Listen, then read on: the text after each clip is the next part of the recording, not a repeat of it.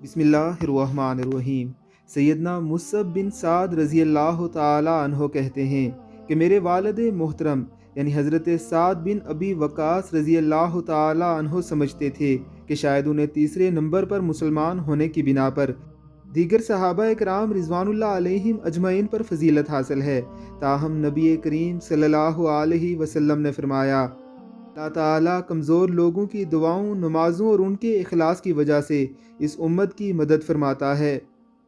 ضعیف لوگوں سے مراد وہ کمزور لوگ ہیں جو جنگ میں حصہ لینے کے قابل نہیں یا جو جسمانی طور پر معذور اور ضعیف ہیں۔ ان لوگوں کی دعائیں مسلمانوں کی فتح و کامیابی کا باعث بنتی ہیں، چنانچہ ان کی دعا ضرور لینی چاہیے اور انہیں امت کے لیے دعا کرتے رہنا چاہیے۔ یعنی حضرت سعد بن ابی وقاص رضی اللہ تعالی عنہ نے جب یہ حدیث سنی تو انہیں معلوم ہو گیا کہ کمزور لوگوں کی بھی بہت بڑی فضیلت ہے۔ اللہ رب العزت کی ذات ہمیں ایسے لوگوں سے دعا لینے کی توفیق عطا فرمائے، آمین ثم آمین۔